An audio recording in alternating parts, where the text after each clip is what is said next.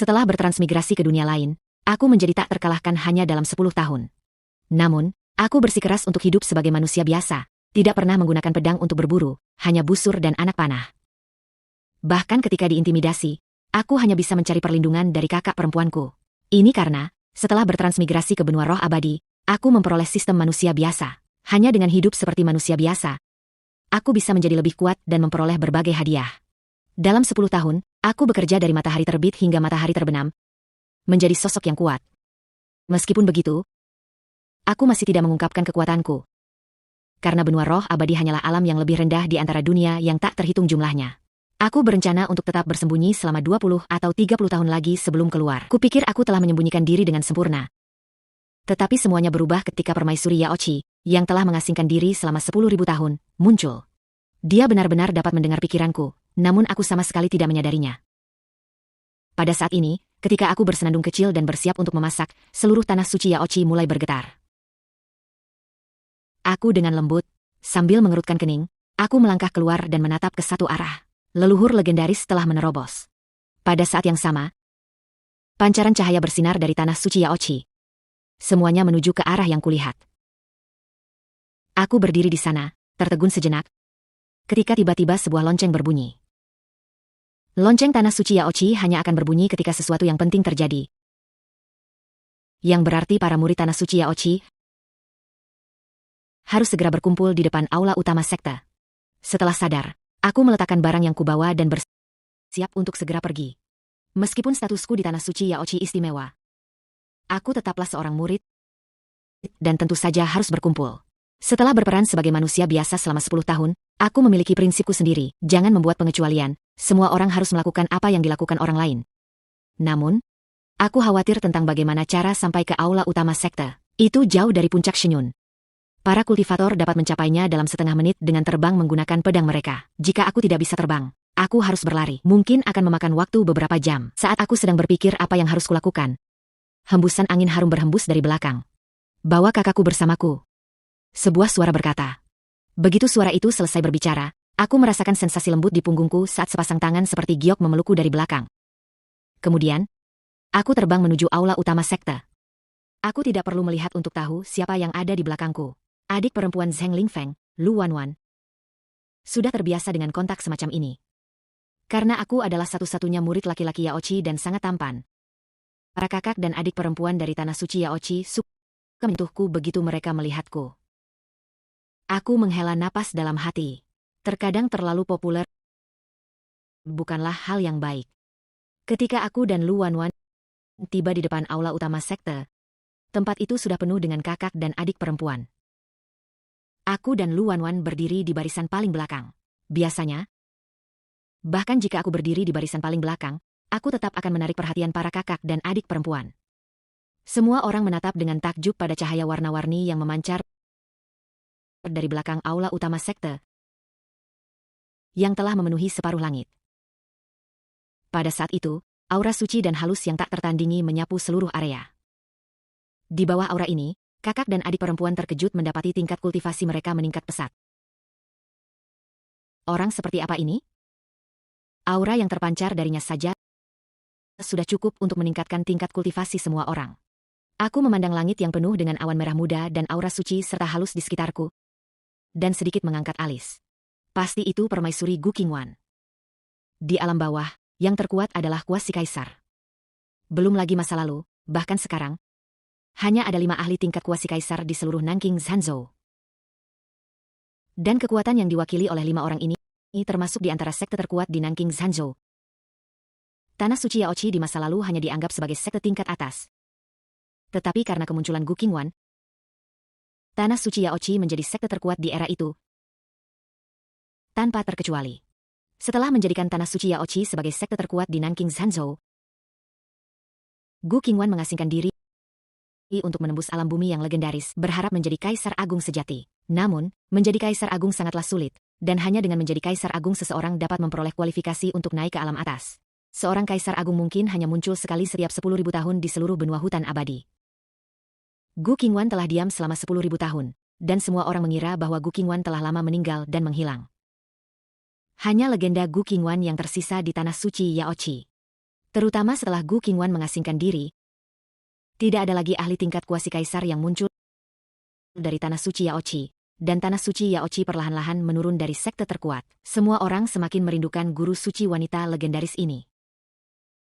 Namun tanpa diduga, Gu Qingwan tidak meninggal dan menghilang. Dilihat dari situasinya, dia telah berhasil menembus alam bumi. Semua orang memandang sosok cantik ini.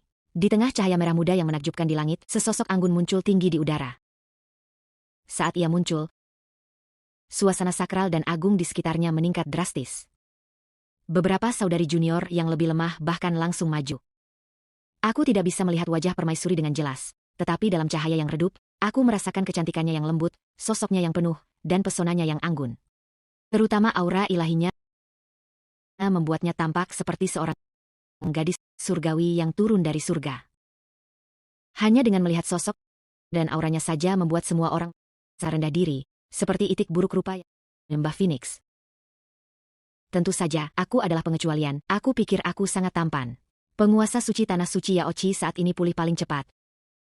Segera berlutut dan berteriak, "Selamat datang kembali, leluhur." Dengan kata-kata penguasa suci, para senior dan junior yang masih terpukau, tersadar kembali. Mereka semua berlutut dan berteriak serempak. Sebagai orang modern berlutut kepada langit dan bumi, kepada orang tua mereka, tetapi tidak kepada orang lain. Bahkan jika dia seorang permaisuri, itu tidak ada hubungannya denganku. Aku hanya mengikuti kerumunan, berjongkok di belakang, jadi tidak ada yang akan melihatku. Pada saat ini, permaisuri dalam cahaya matahari terbenam terdiam sejenak. Lalu sebuah suara seindah musik surgawi, membuat seluruh tubuh seseorang lemas, terdengar dan bertanya, "Sekarang tahun dan bulan apa?" Guru suci Yaoqi segera menjawab dengan hormat, "Era ke-23, 2100 tahun." Gu Qingwan terdiam lama setelah mendengar ini, dan akhirnya menghela napas pelan. Tanpa disadari, 10.000 tahun telah berlalu.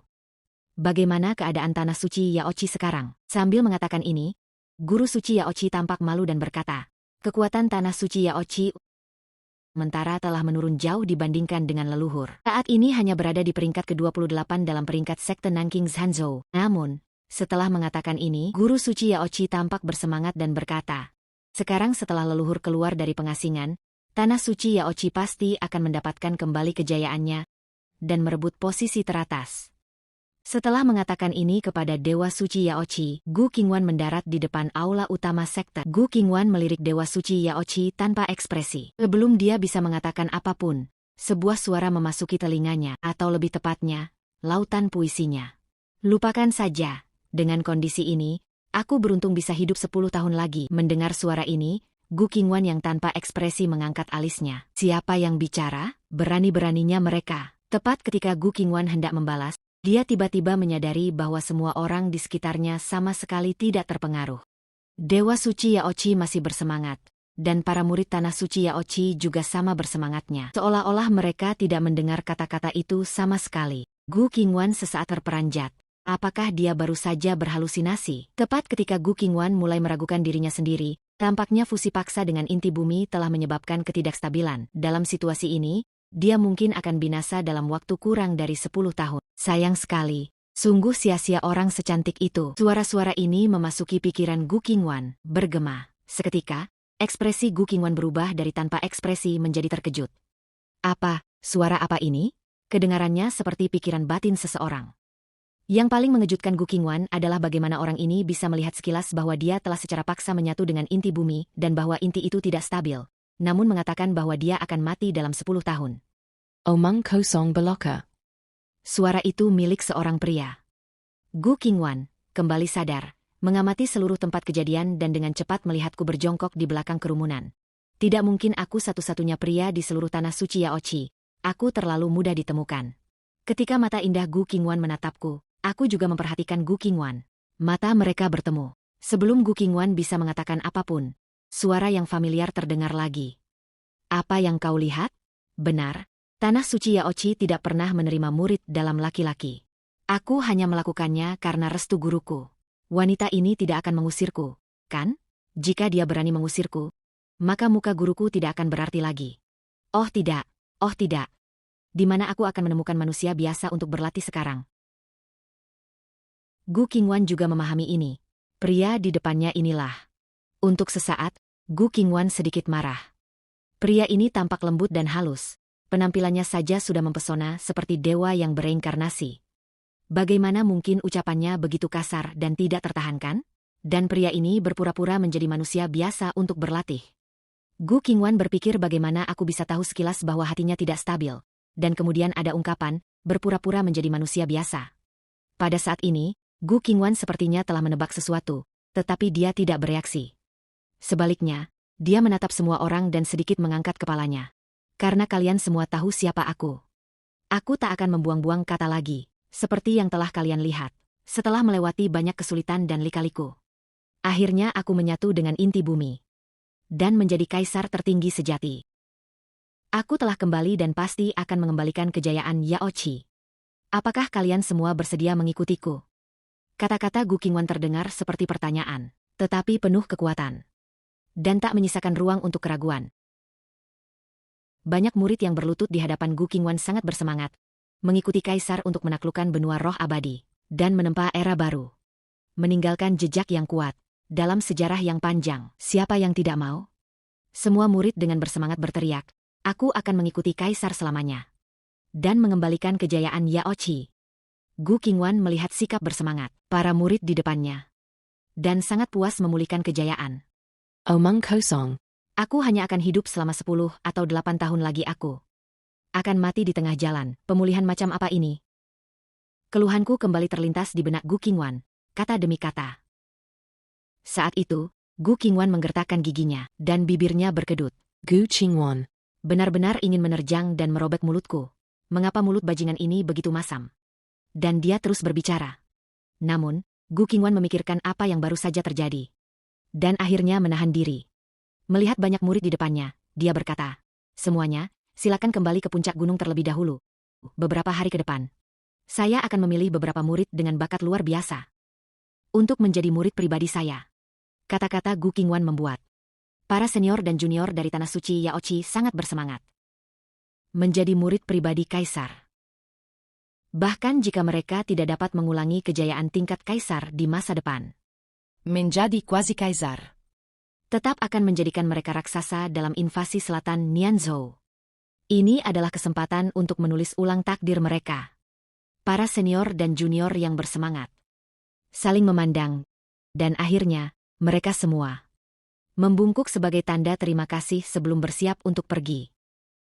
Gu Qingwan memandang banyak murid di depannya. Wajahnya masih tanpa ekspresi. Meskipun matanya terus melirik ke arahku. Untungnya, dia tidak bertanya apa yang salah. Syukurlah, aku sangat senang karena tidak akan meninggalkan puncak Shenyun lagi setelah kembali. Aku berbalik dan pergi ke kerumunan, merasa sangat beruntung.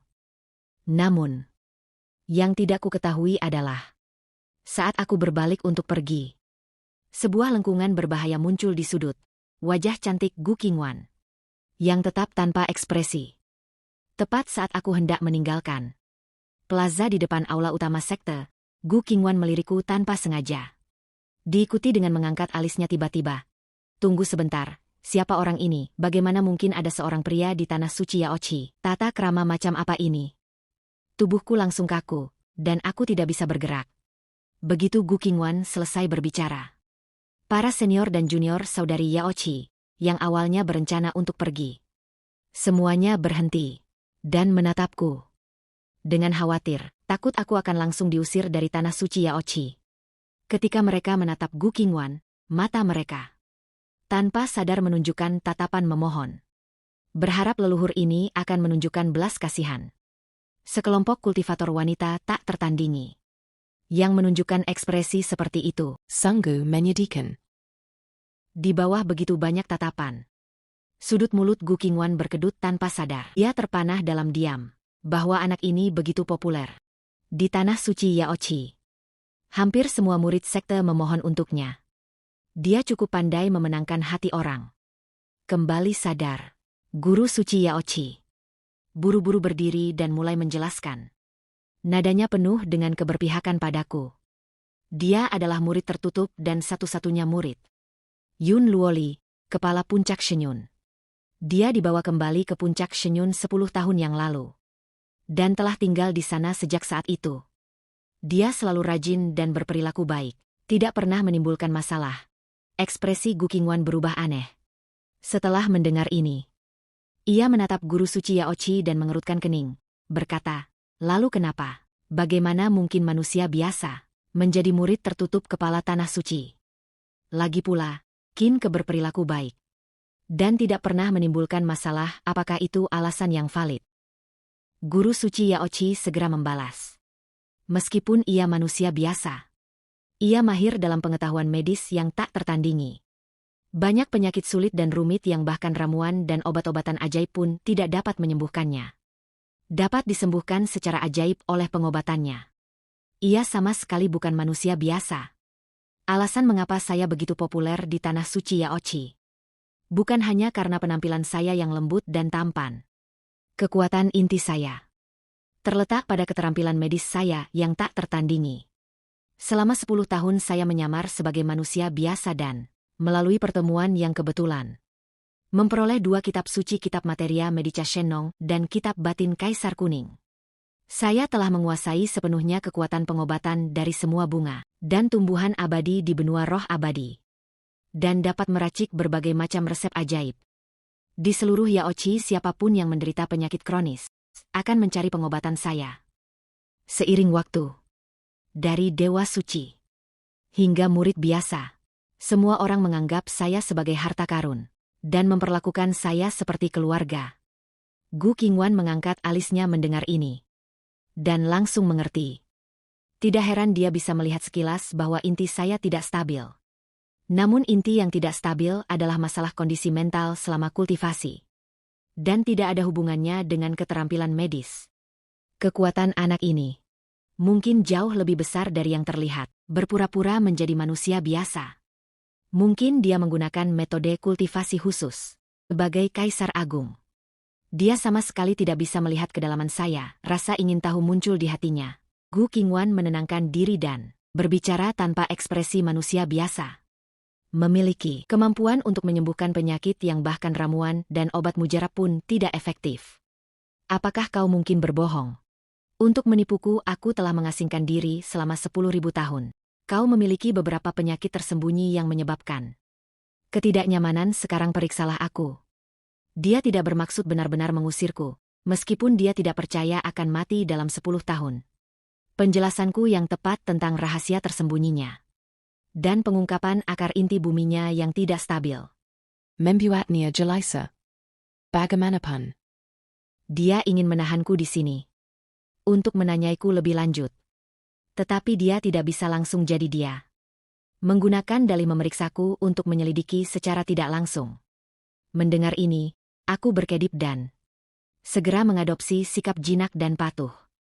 Mengangguk berulang kali, tentu saja. Aku bisa melakukannya untuk leluhur. Merupakan kehormatan bagiku untuk mengobati penyakitmu, kata Gu Qingwan, melihat penampilanku yang patuh. Sebelum aku sempat berbicara, pikiranku jelas tersampaikan ke benaknya. Hormatilah kakiku, kau hanya tidak menyukaiku dan ingin mencari alasan untuk mengusirku. Apa yang salah dengan adikmu? Aku yakin dia sedang mengalami menopause. Bibir Gu Qingwan berkedut. Dia merasa kata-kata itu vulgar dan menyinggung. Bahasa kasar seperti itu sama sekali bertentangan dengan penampilanku yang lembut dan tampan. Jika dia tidak ingin mengetahui dariku, mengapa dia begitu yakin bahwa aku akan mati dalam 10 tahun? Dia pasti ingin membunuh bocah kurang ajar ini. Di tempat, dia menahan amarahnya dan dengan dingin berkata kepada orang-orang di sekitarnya, "Kalian semua boleh mundur." Para murid Yaoqi dipenuhi penyesalan. Mereka ingin tinggal dan menyaksikan aku mengobati penyakit mereka, tetapi mereka tidak berani menentang leluhur mereka. Mengikuti perintah, mereka semua memanggil pedang terbang mereka dan pergi. Bahkan setelah pergi, mereka berbalik setiap 3 langkah. Penuh keengganan, Gu Qingwan melihat ini dan tahu bahwa dia benar-benar mengusirku. Tanah suci Yaoqi kemungkinan akan kehilangan sebagian besar muridnya setelah semua murid pergi. Hanya Gu Qingwan dan aku yang tersisa di alun-alun sekte yang luas. Kolam-kolam di sekitarnya dipenuhi bunga teratai berwarna-warni, diiringi gemericik air. Pemandangan yang indah. Namun, aku tidak berniat untuk menikmatinya. Pikiranku sibuk memikirkan cara untuk melewati ini. Gu Qingwan tentu saja mendengar pikiranku dengan jelas. Dan mengangkat alisnya tanpa berkedip, bertanya karena kau di sini untuk mendiagnosisku, apakah aku hanya perlu berdiri di sini? Aku tersadar dari lamunanku. Dan dengan cepat memasang wajah tersenyum, berkata, leluhur. Kau perlu duduk. Biarkan aku memeriksa denyut nadimu. Mengapa kita tidak pindah ke dalam aula untuk pemeriksaan denyut nadi? Aku belum pernah mendengar metode pengobatan seperti itu sebelumnya. Aku tidak bisa menahan diri untuk bertanya, Qfa bertanya. Dalam hati menggerutu, aku sudah selesai.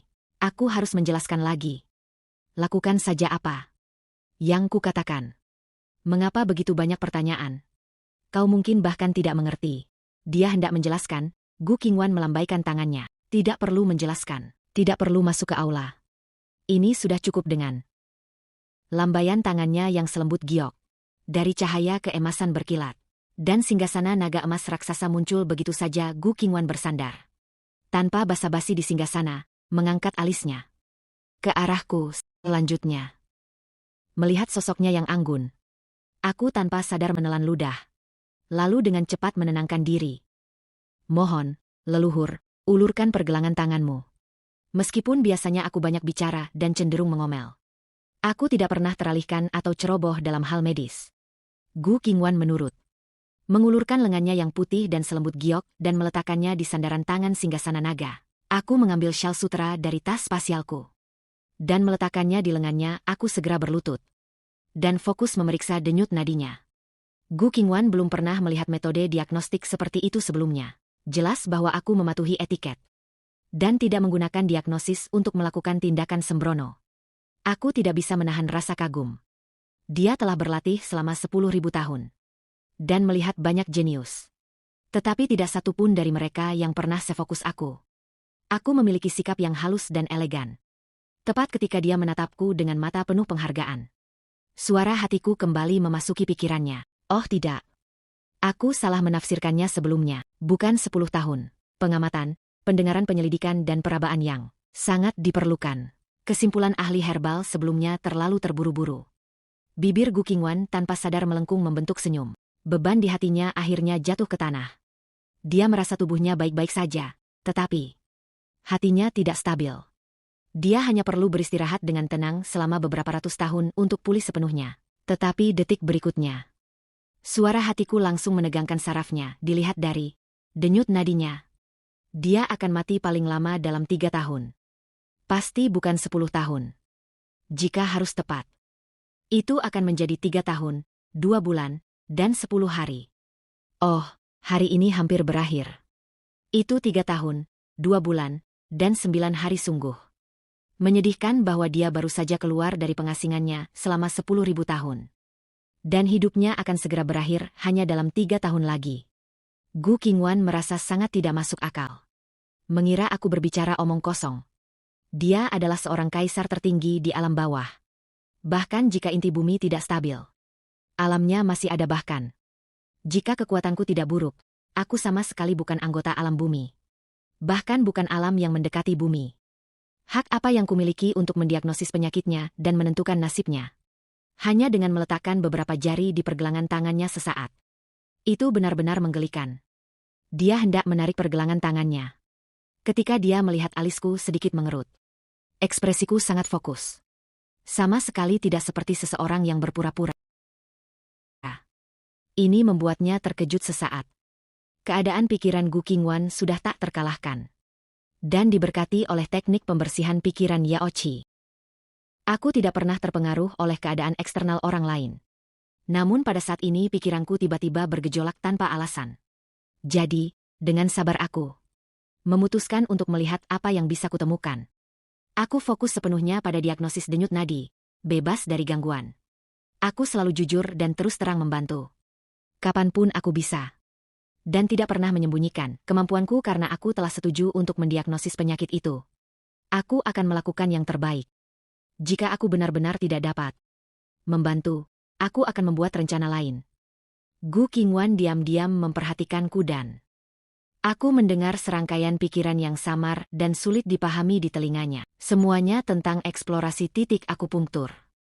Kedengarannya sangat mendalam. Ini adalah perasaan aku telah menemukannya. Di hatiku. Gu Qingwan juga tanpa alasan menjadi gugup. Samar-samar merasa bahwa aku mungkin benar-benar telah menemukan masalahnya. Aku melepaskan jari-jariku berdiri dan menatap Gu Qingwan dengan serius. Leluhur, wajahmu cerah, silakan berdiri. Melihat ekspresi seriusku yang tampaknya bukan lelucon, Gu Qingwan tidak bertanya lebih lanjut dan langsung bangkit dari singgasana naga. Aku berpikir dalam hati, dia pasti juga menyadari ada sesuatu yang tidak beres dengan tubuhnya. Kalau tidak, dia tidak akan bekerja sama dengan begitu mudah. Aku meminta leluhur untuk mengikuti contohku. Mengangkat tinju kanannya tinggi-tinggi dan memperbaiki posturnya. Gu Qingwan melakukan seperti yang kuinstruksikan. Setelah memperbaiki posturnya, dia secara bersamaan mengalirkan energi spiritualnya ke posisi yang sesuai di lengan kanan dan kirinya. Gu Qingwan bertanya, setelah mengalirkan energi spiritualmu, apakah kau merasakan sesuatu yang tidak biasa di sisi kirimu? Gu Qingwan memfokuskan inderanya, dan memang mendeteksi sedikit ketidaknyamanan. Dia segera memfokuskan pikirannya dan memeriksa meridian dan titik asalnya. Dalam sekejap, dia tiba-tiba membuka matanya. Keraguannya berubah menjadi teror. Jantung iblis di dalam dirinya sama sekali tidak dimurnikan. Sebaliknya, ia telah tumbuh lebih kuat dan sudah tersembunyi jauh di dalam inti bumi. Kultivasi alam bumi. Hanya dengan memurnikan hati iblis secara menyeluruh, seseorang dapat mencapai pencerahan dan menjadi seorang kaisar. Hati iblis bukanlah objek tertentu, melainkan kumpulan semua obsesi, cinta, kebencian, dan dendam seorang kultivator. Dengan kata lain, sifat fana. Ini adalah rintangan terbesar di jalan menuju menjadi seorang kaisar. Gu Qingwan mengasingkan diri selama 10.000 tahun, justru untuk memurnikan hati iblisnya. Tetapi karena keterikatan yang masih ada dan obsesi yang banyak, dia tidak pernah berhasil. Pada akhirnya, dia secara paksa memurnikannya, percaya bahwa dia telah membasmi hati iblis. Sekarang dia menyadari bahwa itu hanyalah penipuan diri sendiri. Dia memiliki alam seorang kaisar agung, tetapi kekurangan kekuatan yang sesuai. Dia pikir itu karena ketidakstabilan hati kaisarnya. Tetapi, sekarang dia mengerti bahwa dia sama sekali bukan kultivator alam bumi sejati. Yang lebih mengerikan adalah, hati iblisnya telah lepas kendali. Hanya dalam 3 tahun, ia akan sepenuhnya melahap inti bumi. Pada saat itu, dia akan binasa dan kultivasinya akan padam. Atau dia akan berubah menjadi iblis seperti kertas, yang dipenuhi keserakahan, amarah, ketidaktahuan, dan kebencian. Bagaimanapun juga, dia akan menghadapi kematian yang pasti. Jalan buntu ini bahkan di luar kendalinya sendiri. Untuk menghancurkan hati iblis, seseorang harus terlebih dahulu menghancurkan inti bumi. Dia pada akhirnya ditakdirkan untuk binasa. Keputusasaan yang mendalam langsung melanda Gu Qingwan. Melihat keadaannya yang kacau, aku dengan lembut melambaikan tanganku di depannya. Leluhur, apakah kau baik-baik saja? Gu Qingwan masih terguncang, ia menatapku. Dengan tatapan kosong, suaranya bergetar tak terkendali. Aku telah menemukan penyebab penyakitnya. Hatiku dipenuhi dengan keheranan, tetapi wajahku tetap tanpa ekspresi. Gu Qingwan telah jatuh ke dalam keputusasaan yang mendalam. Dia telah berkultivasi dengan tekun selama 10.000 tahun, menanggung kesulitan yang tak terhitung jumlahnya, hanya untuk muncul dengan sisa waktu hidup 3 tahun, dipenuhi dengan kebencian. Dan dia menatapku seolah-olah kerasukan, dan bertanya apakah masih ada harapan. Aku terkejut dengan pertanyaannya, dan segera melambaikan tanganku sambil tertawa. Leluhur, kau bercanda, ini hanya penyakit ringan, bukan penyakit serius. Tidak perlu khawatir. Aku bermaksud menghiburnya. Qingwan sudah mendengar pikiranku, dan tahu bahwa aku akan membantu jika aku bisa, dan menyerah jika aku tidak bisa. Dia menganggapku juga tidak berdaya. Dan keputusannya semakin dalam, bahkan memadamkan secercah harapan terakhirnya. Tapi saat itu, pikiranku jelas kembali memasuki benaknya. Untungnya itu memang penyakit ringan, jauh lebih mudah diatasi daripada yang dia bayangkan. Itu benar-benar dapat disembuhkan. Dia sudah memikirkan 372 cara untuk mengobatinya. Masalahnya adalah, pengobatan ini terlalu tidak biasa. Jika dia membicarakannya, dia mungkin dianggap aneh, atau bahkan dibunuh di tempat. Gu Qingwan langsung tersadar dari keputusasaannya. Matanya dipenuhi rasa tidak percaya. Benar-benar ada obatnya. Ini bukan sesuatu yang kukatakan sendiri. Ini adalah pikiranku yang paling jujur. Benar-benar benar. Seperti bagaimana aku telah memprediksi kematiannya dengan akurat. Setiap kata adalah benar. Ia terkejut sekaligus gembira, dan hatinya dipenuhi kecemasan. Namun ia takut mengganggu saya, jadi ia hanya bisa berpura-pura tenang dan dengan tenang bertanya, "Sekarang kau tahu penyebab penyakitnya. bagaimana cara mengobatinya. Saya sudah memutuskan untuk melindungi diri sendiri, dan sambil menyimpan selendang sutra, saya memperlihatkan senyum jinak. Leluhur, sebagai Kaisar Agung, tidak memiliki penyakit serius. Itu hanya sedikit ketidaknyamanan yang tersisa dari 10.000 tahun pengasingan. Beberapa hari istirahat akan menyembuhkannya. Setelah mengatakan ini, saya bersiap untuk pergi. Berpikir dalam hati bahwa mulai sekarang saya akan bersembunyi di puncak Shenyun, dan tidak pernah keluar lagi, menjauh dari permaisuri ini. Cepat atau lambat, dia akan melupakan saya. Orang yang tidak penting. Gu Qingwan memahami pikiran saya, dan kilatan licik muncul di matanya. Ia perlahan duduk kembali di singgasana naga, bersandar dengan malas, dan postur rileks.